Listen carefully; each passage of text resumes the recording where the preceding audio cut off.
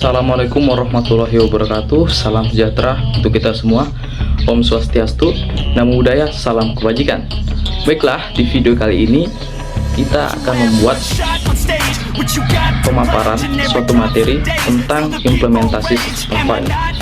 Nah, sebelumnya, apakah teman-teman tahu apa yang dimaksud dengan implementasi sistem file?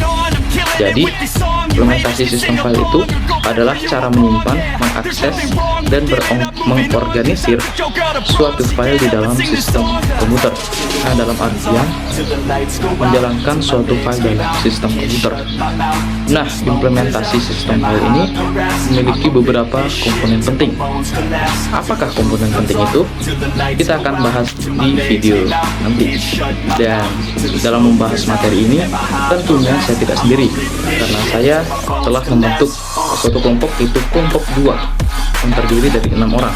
Siapakah itu? Kita lihat di intro berikut ini.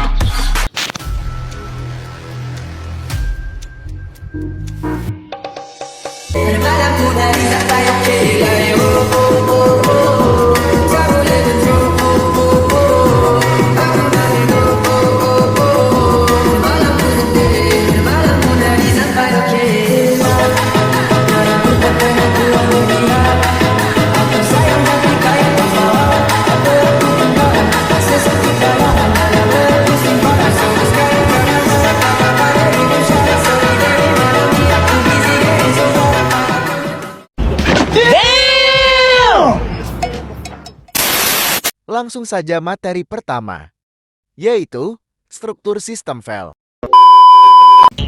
Assalamualaikum warahmatullahi wabarakatuh. Saya Fitri akan menjelaskan materi pertama, yaitu struktur sistem file. Struktur sistem file ada 6 dan saya akan menjelaskan 3 saja, yaitu application, program, yang kedua logical file system, yang ketiga ada file organization module. Yang pertama, application program. Application program adalah perangkat lunak yang dirancang untuk melakukan tugas tertentu atau menyediakan fungsi khusus seperti pengelolaan kata, pengeditan gambar, atau pengelolaan basis data.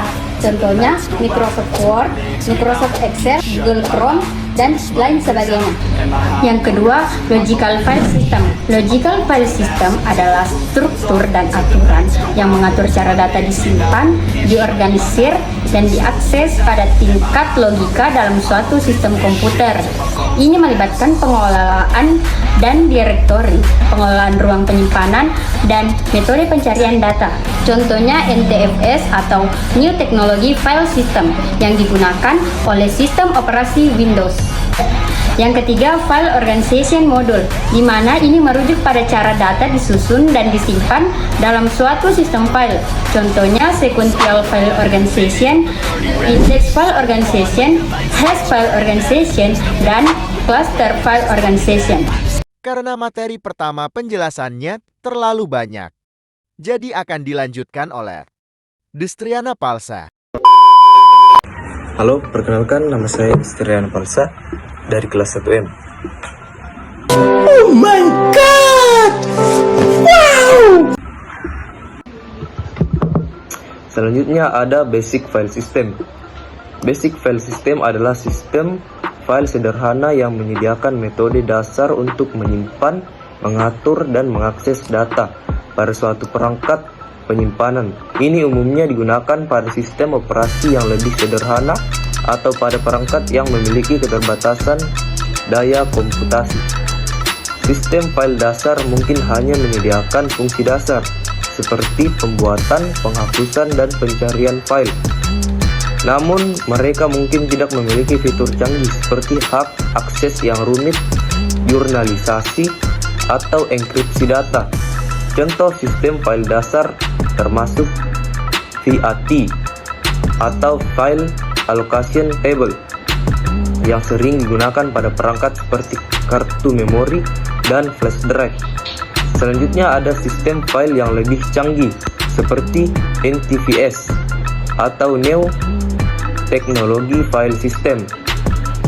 Sistem ini menyediakan fitur yang lebih maju dan kompleks untuk mengelola data pada sistem operasi yang lebih kuat. Selanjutnya ada I/O control atau input output control. Ini merujuk pada pengelolaan operasi masukan, input, dan keluaran output. Pada suatu sistem komputer, ini melibatkan pengawasan terhadap aliran data yang masuk dan keluar dari perangkat keras, seperti disk drive, keyboard, layar, dan perangkat lainnya. Fungsi I/O control mencakup pengelolaan antrian data, penjadwalan operasi masukan dan keluaran, buffering, dan menangani interupsi yang terkait dengan perangkat I/O. Tujuan utamanya adalah untuk mengoptimalkan efisiensi dan keandalan operasi I/O dalam sistem komputer. Terakhir ada perangkat device. Perangkat device merujuk pada komponen fisik atau peralatan keras dalam sistem komputer atau elektronik yang digunakan untuk melakukan fungsi tertentu. Ini bisa mencakup berbagai jenis perangkat keras seperti komponen input seperti keyboard dan mouse, perangkat penyimpanan seperti hard drive dan flash drive, perangkat output seperti monitor dan printer, serta perangkat lainnya seperti scanner, kamera, dan banyak lagi. Dalam konteks umum, device sering kali merujuk pada perangkat keras yang dapat dihubungkan atau terintegrasi dengan sistem komputer untuk berbagai tujuan, mulai dari input data hingga output informasi. Keberagaman perangkat keras ini memungkinkan komputer dan perangkat elektronik lainnya untuk menjalankan fungsi yang beragam sesuai dengan kebutuhan pengguna. Terima kasih. Langsung saja ke materi kedua, yaitu alokasi file. Assalamualaikum warahmatullahi wabarakatuh. Perkenalkan, nama saya Fitria Rahmadani dengan NIM 23044111495. Nah, di sini saya akan membahas materi kedua, yaitu alokasi file. Mekanisme alokasi file menentukan bagaimana file dialokasikan pada perangkat penyimpanan. Hal ini dapat mencakup teknik seperti alokasi bersebelahan, alokasi bertaut, alokasi terindeks, atau kombinasi teknik-teknik tersebut. Sekian dari materi saya. Wassalamualaikum warahmatullahi wabarakatuh.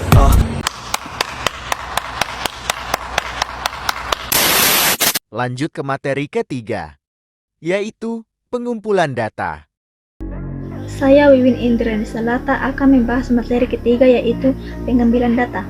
Implementasi sistem menentukan bagaimana data dibaca dan ditulis ke perangkat penyimpanan fisik. Hal ini mencakup strategi seperti buffering dan caching untuk mengoptimalkan kinerja I/O file.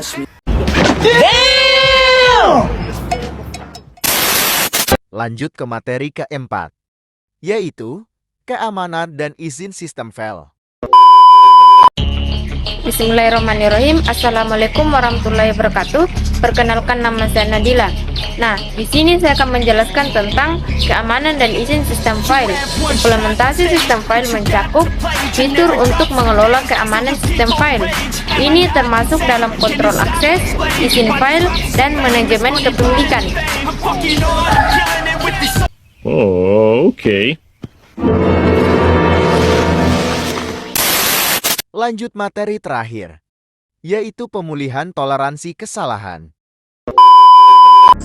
Assalamualaikum warahmatullahi wabarakatuh. Perkenalkan, nama saya Suciati dengan NIM 23044111523. Saya akan menjelaskan materi kelima, yaitu pemulihan dan toleransi kesalahan dalam implementasi sistem file. Pemulihan kesalahan dalam implementasi sistem file adalah proses pemulihan data ke kondisi sistem setelah terjadi kegagalan atau keunggulan sistem. Toleransi kesalahan di sisi lain mencakup kemampuan sistem untuk tetap beroperasi atau menyediakan layanan yang berkurang meskipun terdapat kesalahan. Dalam sistem file, pemulihan kesalahan dapat melibatkan teknik seperti jurnal di mana perubahan pada sistem file dicatat terlebih dahulu sebelum diimplementasikan secara fisik. Jika terjadi kegagalan sistem dapat memprestasi ke kondisi sebelumnya berdasarkan informasi jurnal. Toleransi kesalahan dapat dicapai dengan menyediakan salinan cadangan data atau menggunakan metode replikasi data dengan adanya salinan cadangan. Jika suatu bagian sistem file mengalami kegagalan, data dapat dipublikkan dari salinan tersebut. Keduanya penting dalam mengimplementasikan keadaan dan keberlanjutan operasi sistem file, membantu melindungi data dari kerusakan atau kehilangan akibat kegagalan perangkat keras, lunak, atau faktor lainnya. Itulah tadi materi saya. Sekian, lebih dari mohon maafkan. Wabillahi taufiq wal hidayah. Wassalamualaikum warahmatullahi wabarakatuh.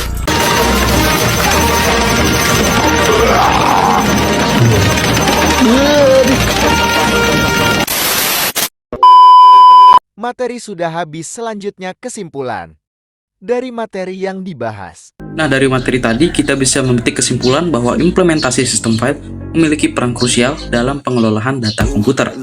Dengan adanya sistem file, pengguna dapat menyimpan, mengakses, dan mengorganisir informasi dengan efisien.